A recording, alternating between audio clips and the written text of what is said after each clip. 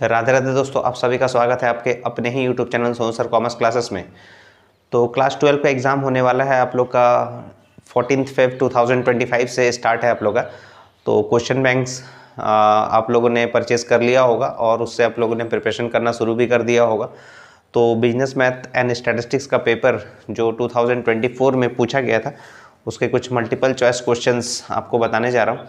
और इसी पैटर्न में आप लोग का क्वेश्चन जो होगा 2025 में भी आप लोग का एग्ज़ाम इसी तरह का 30 मल्टीपल चॉइस क्वेश्चंस पूछा जाएगा जैक बोर्ड की तरफ से। ठीक है, तो चलिए वीडियो को हम लोग शुरू करते हैं। कुछ मल्टीपल चॉइस जो 2024 में पूछा गया था तो आप लोग देख लीजिए किस तरह से आप लोग एग्ज़ाम में पूछा गया था वो क्वेश्चंस। तो सब्जेक्ट का नाम है आपका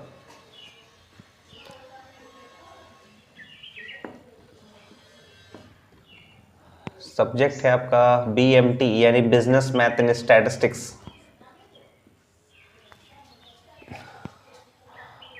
MCQ क्वेश्चंस बताने जा रहा हूँ।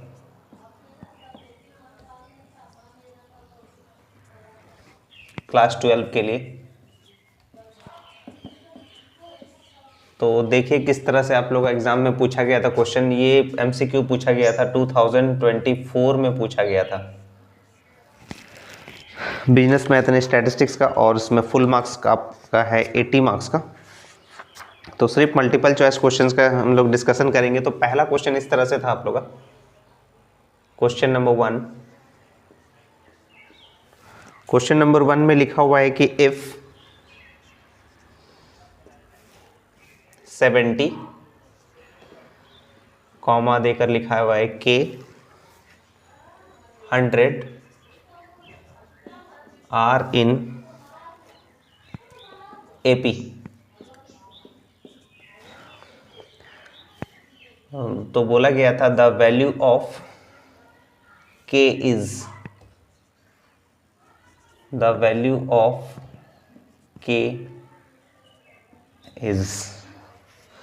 तो इसमें आपको 4 ऑप्शन दिया गया है। ऑप्शन ए में लिखा हुआ है 80, ऑप्शन बी में लिखा गया है 85,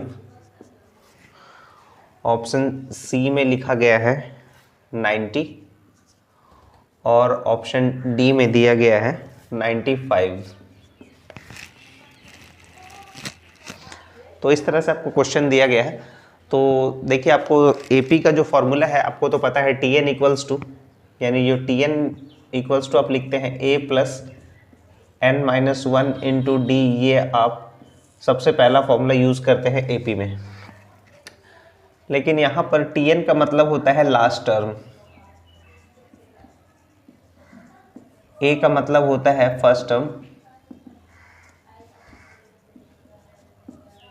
N का मतलब होता है नंबर ऑफ टर्म्स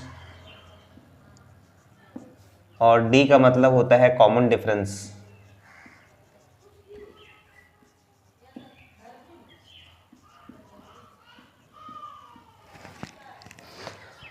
तो यहाँ पर आपको जो है दिया हुआ है, यहाँ कोई TN का फॉर्मूला यूज़ नहीं हो रहा है। आपको बोला गया है कि ये जो K का वैल्यू है वो क्या फाइंड आउट करना है आपको, कि यहाँ पर 70 दिया हुआ है, K दिया हुआ है 100, यानी बीच का नंबर क्या है आपको वो फाइंड आउट करना है।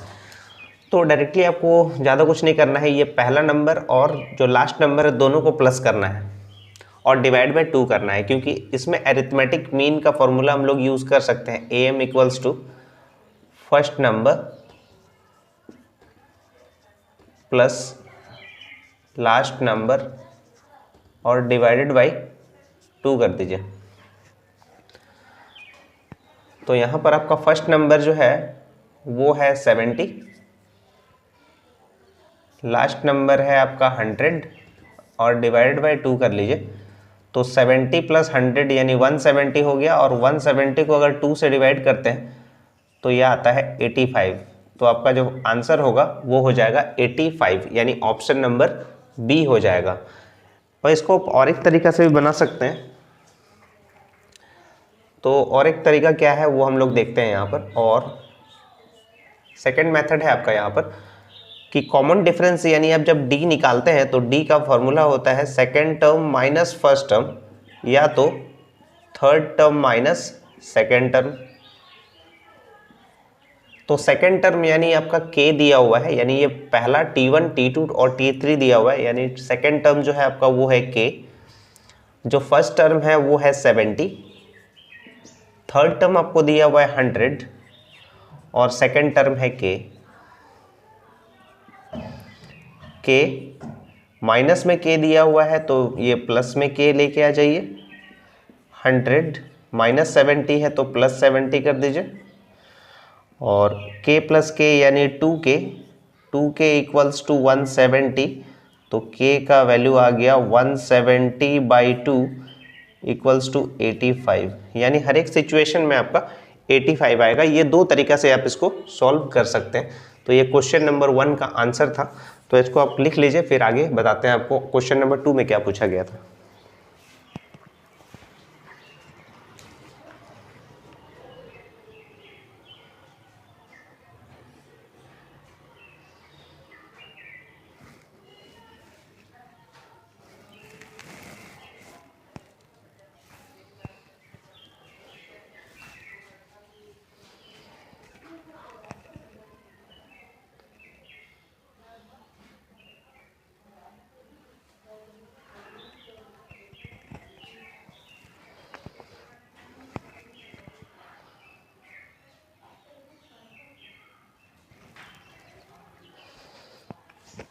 तो अगर आप लोगों ने लिख लिया है तो क्वेश्चन नंबर 2 हम लोग देख लेते हैं क्या क्वेश्चन पूछा गया है। उम्मीद है आपको ये क्वेश्चंस बहुत ही आसान तरीका से समझ में आया होगा और अगर आगे भी अगर इस तरह क्वेश्चन आता है तो आप इसी तरह से सॉल्व करेंगे।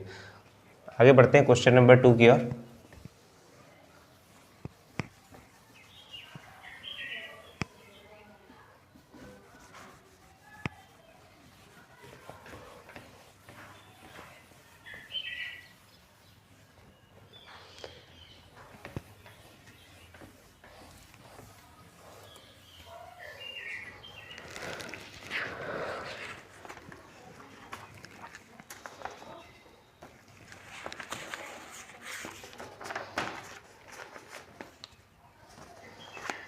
क्वेश्चन नंबर 2 है कि इन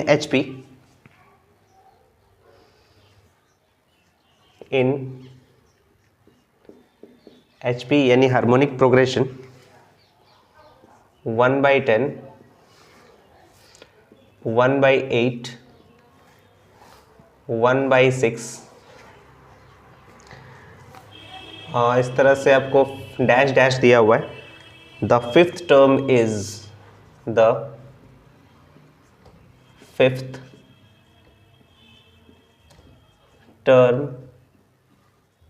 इज फिफ्थ टर्म क्या होगा अगर इस तरह से आगे बढ़ते हैं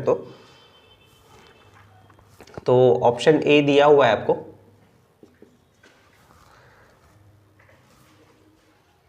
वन बाई टू, बी में दिया गया है 0, ऑप्शन सी में है -2 और ऑप्शन डी में दिया गया है 12।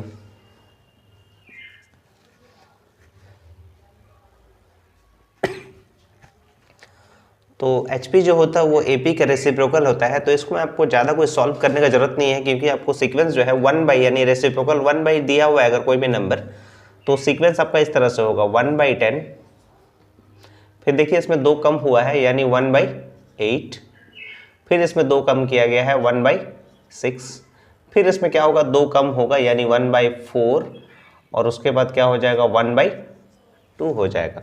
तो इसमें आपको सॉल्व करने का जरूरत ही नहीं है, तो इसलिए फिफ्थ नंबर पूछा गया था आपको फिफ्थ टर्म क्या होगा, तो ये पहला टर्म, दूसरा, तीसरा, चौथा, ये पांचवा, तो यानी फिफ्थ टर्म जो है आपका क्या है 1/2 हो जाएगा, यानी ऑप्शन नंबर ए करेक्ट हो जाएगा। इसमें ज़्यादा कुछ आपको दिमाग लगाना ही नहीं है। तो आपको इस तरह से अगर क्वेश्चन दिया गया है कि फिफ्थ टर्म क्या होगा तो इसको आप सॉल्व करके भी आंसर ला सकते हैं। तो देखिए अगर इसको सॉल्व करते हैं अगर, और एक तरीका जो आपको सबसे आसान तरीका तो आपको बता दिए कि आप कैसे सीक्वेंस में लिखेंगे। 10 फिर उसमें से 2 घटा दिया गया, 8 दिया हुआ था, पहले से 6 दिया हुआ है तो 6 में से फिर 2 घटा देंगे तो 4 आ जाएगा, फिर इसमें से 2 घटा देंगे तो 2 आ जाएगा। और एक तरीका है कि इसको HP का जो क्वेश्चन है 1/10, 1/8 और 1/6 ये आपको दिया हुआ है HP में, तो इसको पहले आप AP में कन्वर्ट कर लीजिए। AP में हो जाएगा 10, 8, 6 इन AP। तो पहला टर्म जो है आपको दिया हुआ है 10। कॉमन डिफरेंस अगर इसका देखेंगे यानी डी जो है वो 8 में से 10 घटा दीजिए तो -2 हो जाएगा, और n आपको दिया हुआ है 5, यानी 5th टर्म तक आपको जाना है कि 5th टर्म का वैल्यू क्या होगा। तो Tn का फॉर्मूला जो आपको पहले बता रहे थे, Tn इक्वल्स टू होता है a plus n-1 into D होता है। तो a का वैल्यू है 10, n का वैल्यू है 5 -1 और d का वैल्यू है -2। तो ये हो जाएगा 10 प्लस माइनस में माइनस, 5 में से 1 माइनस करेंगे 4, 4 2 जा 8, यानी 10 में से 8 माइनस कर देंगे तो 2 आ जाएगा। यानी 5th टर्म का जो वैल्यू होगा क्या होगा, 2 होगा।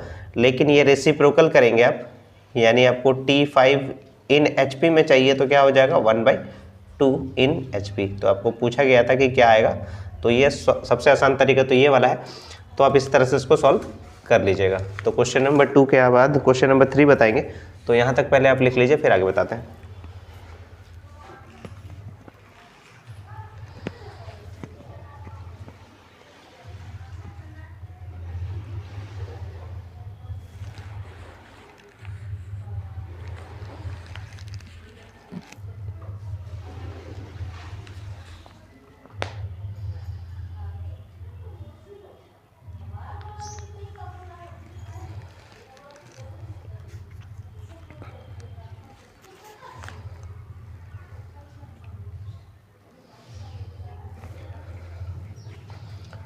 उम्मीद है आप लोगों ने लिख लिया होगा। तो आगे बताते हैं आपको क्वेश्चन नंबर 3।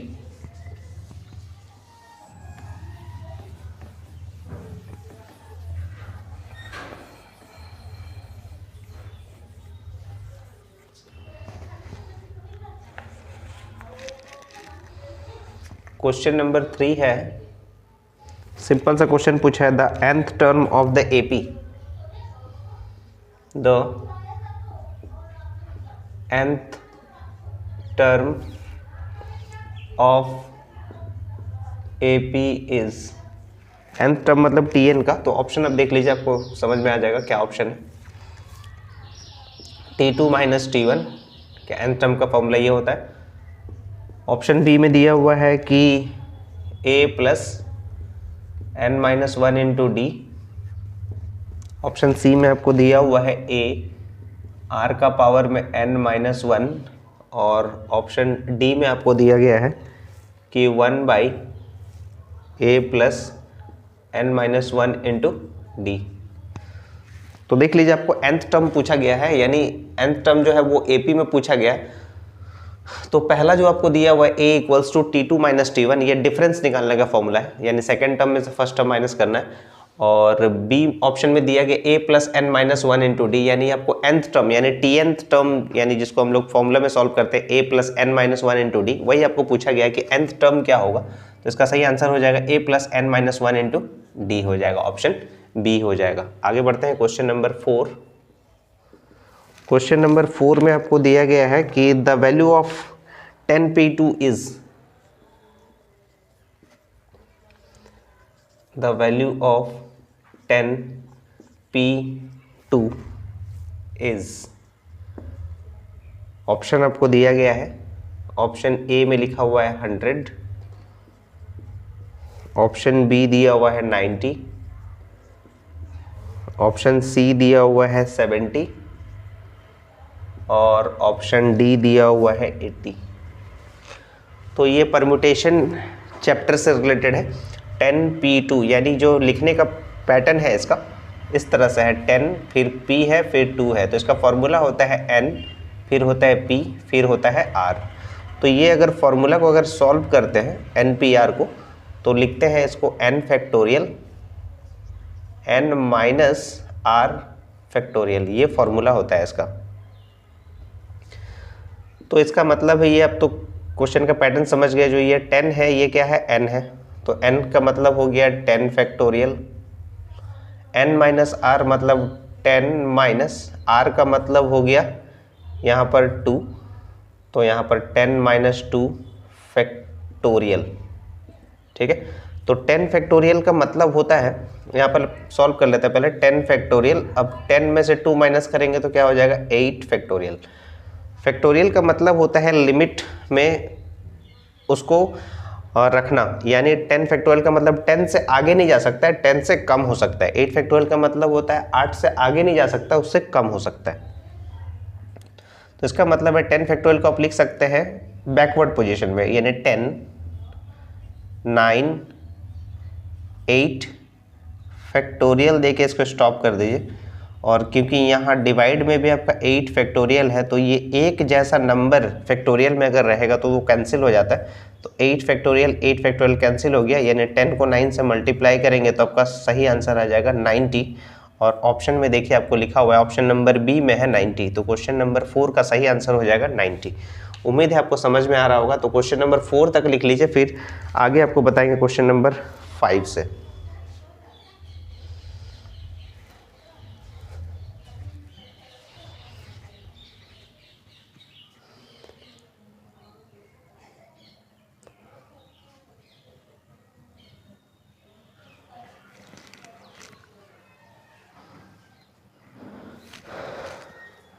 तो उम्मीद है आप लोगों ने लिख लिया होगा। जो नेक्स्ट क्वेश्चन है वो भी रिलेटेड है आपका क्वेश्चन नंबर 4 से ही। तो यहाँ पर क्वेश्चन नंबर 3 को मिटा लेते हैं, फिर क्वेश्चन नंबर 5 लिखते हैं। तो क्वेश्चन नंबर 5 में लिखा हुआ है,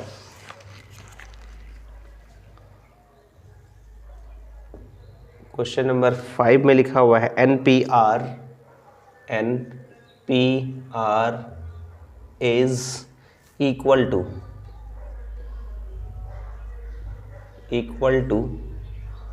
ऑप्शंस क्या है वो देख लीजिए, n फैक्टोरियल,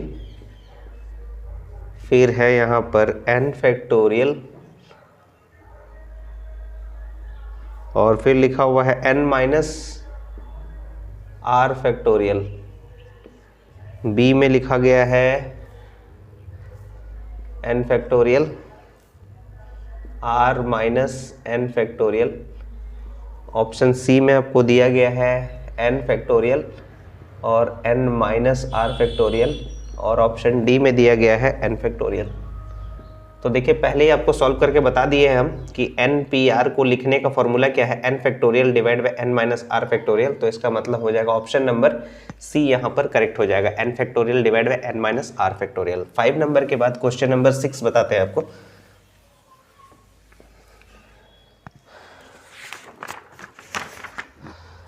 तो क्वेश्चन नंबर 6 में दिया हुआ है द वैल्यू ऑफ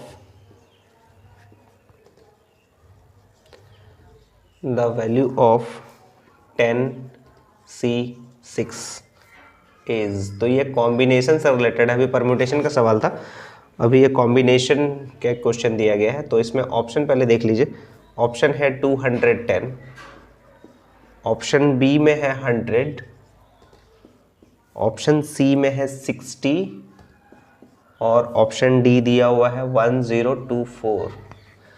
तो ये कॉम्बिनेशन से रिलेटेड है, यानी ये आपको जो लिखा हुआ है वो है 10C6 दिया हुआ है। इसका फॉर्मूला है आपका NCR। तो लिखने का तरीका है n factorial n minus r factorial into r factorial, ये फॉर्मूला है इसका। तो सेम उसी तरह से,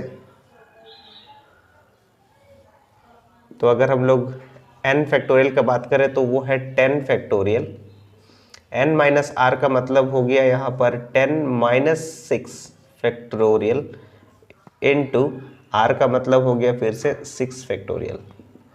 तो यहाँ लिखेंगे 10 फैक्टोरियल, 10 में से 6 माइनस कर दीजिए तो 4 फैक्टोरियल इंटू 6 फैक्टोरियल। तो देखिए डिवाइड में जो है वो 4 फैक्टोरियल भी है और 6 फैक्टोरियल भी है, और ऊपर दिया हुआ है 10 फैक्टोरियल। तो 10 फैक्टोरियल को आप लोएस्ट मतलब तरीका से आप इसको लिखेंगे तो 10 इंटू 9, 8, 7, और डिवाइड में जो सबसे जो हाईएस्ट वैल्यू है 4 और 6 में से वो 6 है, तो यहाँ पर 8, 7, 6 तक आप फैक्टोरियल स्टॉप कर देंगे, और यहाँ पर है 6 फैक्टोरियल तो आप यहाँ 6 फैक्टोरियल लिख देंगे, और 4 फैक्टोरियल जो है उसको आप डिक्रीजिंग ऑर्डर में लिखना होगा, 4, 3, 2, 1, जैसे हम लोग 10 को लिख रहे थे। तो यहाँ से देखिए 6 फैक्टोरियल और 6 फैक्टोरियल कैंसिल हो गया, और यहाँ से देखिए 4 2 जा 8 कैंसिल हो गया, ये वाला 2 ये वाला 2 कैंसिल हो गया, 3 3 जा 9 हो गया, तो ये आपका 7 3 जा 21 इंटू 10 यानी 210 आ रहा है answer.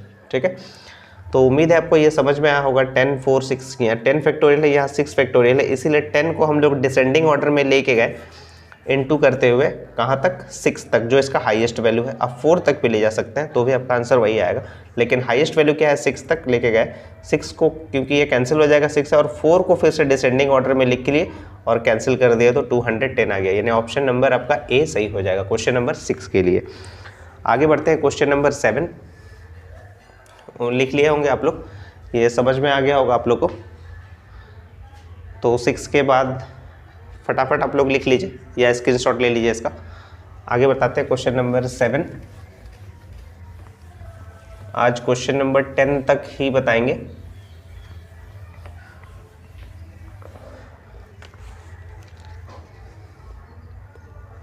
Question number 7, question number 7 में दिया गया है इफ, ये डिटर्मिनेंट का सवाल है आपका, 5 2 10 और ये आपको x दिया हुआ है equals to 0, then the value of x is option A 8, option B 4, option C 2, option D 1। तो डिटर्मिनेंट में आपको दिया हुआ है 5 2 10 और x दिया हुआ है इक्वल्स टू 0। तो आपको x का वैल्यू पूछा गया है तो क्रॉस मल्टीप्लाई कर दीजिए, यानी 5 इंटू एक्स 5x, बीच में माइनस का साइन होगा, और 2 इंटू 10 क्रॉस मल्टीप्लाई करेंगे, 2 इंटू 10 का मतलब हो गया 20 इक्वल्स टू 0। तो 5x इक्वल्स टू हो गया 20, तो x का वैल्यू आपको पूछा था 20/5 यानी 4 हो जाएगा आपका आंसर। तो x का वैल्यू क्या हो गया 4, तो आपका ऑप्शन बी करेक्ट हो जाएगा। क्वेश्चन नंबर 7 का ये आंसर है। तो उम्मीद है समझ में आया होगा आपको क्वेश्चन नंबर 7, यहाँ तक लिख लीजिए, फिर आगे आपको बताते हैं क्वेश्चन नंबर 8।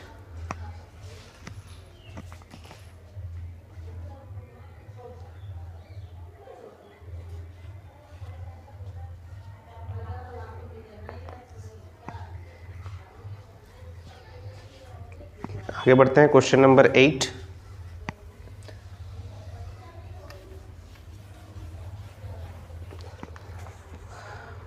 क्वेश्चन नंबर 8 में दिया गया है इफ a इक्वल्स टू 3 7 1 6 और b का वैल्यू आपको दिया हुआ, ये मैट्रिसेस का सवाल है, 4 5 7 2। तो इसमें पूछा गया है then find the value of a plus B, यानी a प्लस बी का वैल्यू क्या होगा वो आपको निकालना है। ऑप्शन ए में आपको दिया गया है 12 35 7 एंड 12। ऑप्शन बी आपको दिया गया है 3 5 7 6। सी नंबर ऑप्शन में आपको दिया गया है -1 -2 -6 और 4। और ऑप्शन डी आपको दिया गया है 7 12 8 8। सिंपल सा है सवाल, ए और बी को प्लस करना है। तो देखिए ये जो है ये आपका पहला कॉलम है यानी C1 है, फिर से आपको लिख के बताते हैं यहाँ पर। तो a प्लस बी बोला गया है, तो a और b का वैल्यू आप लिख देंगे यहाँ पर 3 7 1 6 प्लस 4 5 7 2। तो ये पहला कॉलम a का और ये b का पहला कॉलम। तो पहला कॉलम a का और b का प्लस कर लीजिए, 3 + 4 यानी 7 और 7 + 5 यानी 12। अब a का दूसरा कॉलम और b का दूसरा कॉलम को प्लस कर दीजिए, 1 + 7 यानी 8 और 6 + 2 यानी 8। तो आपका फाइनल आंसर हो गया 7 12 8 8। तो आपका ऑप्शन डी हो जाएगा करेक्ट आंसर। ठीक है, क्वेश्चन नंबर 8 हो गया। आगे बताते हैं क्वेश्चन नंबर 9। यहाँ तक लिख लिए होंगे आप लोग, लिख लीजिए आप लोग अगर नहीं लिखे हैं तो। आगे बताते हैं क्वेश्चन नंबर 9।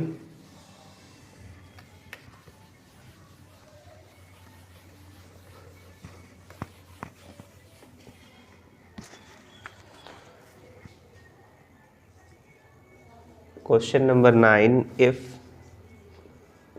ए का वैल्यू आपको दिया हुआ है 8 4, ये भी मैट्रिसेस का सवाल है, 8 4 2 5 3 6।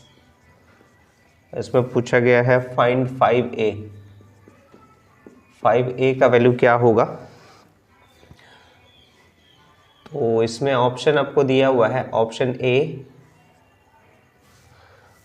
40 20 15 25 10 30।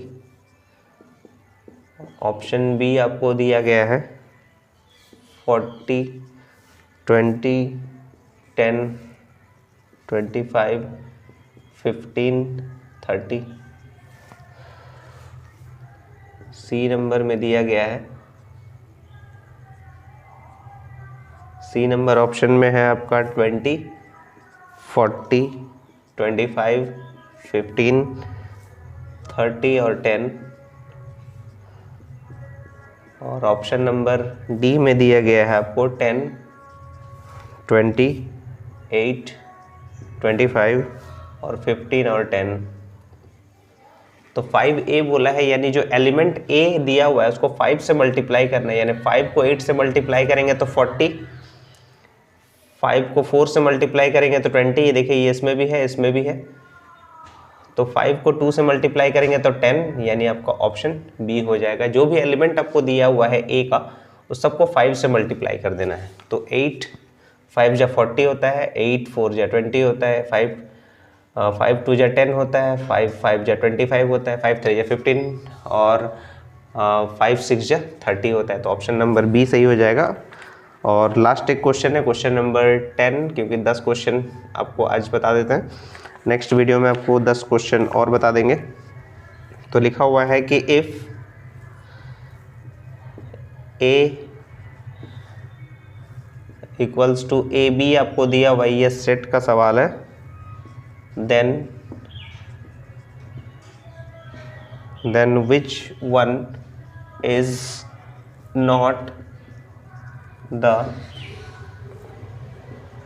Subset of A. सबसेट नहीं है, ठीक है ना। तो ऑप्शन ए में दिया हुआ है 0, ऑप्शन बी में दिया हुआ है ए, सी में दिया गया है बी और ऑप्शन डी में दिया गया है 5।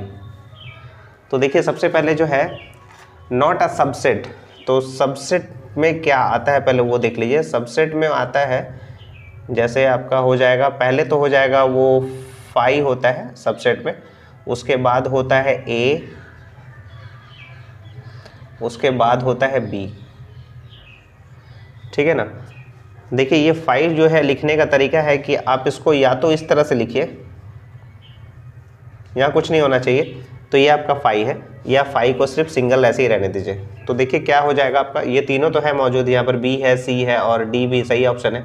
तो बोला है नॉट बोला है, ठीक है, which one is not the subset of S. तो सबसेट ए जो है वो 0 नहीं है, ठीक है ना। तो ऑप्शन ए करेक्ट हो जाएगा क्वेश्चन नंबर 10 का। तो सबसेट जो अगर पूछा जाता तो सबसेट में आपका ये सब आता है 5 ए और बी, लेकिन यहाँ पर 0 जो है वो सबसेट नहीं होगा। तो क्वेश्चन नंबर 10 तक आपको समझा दिए।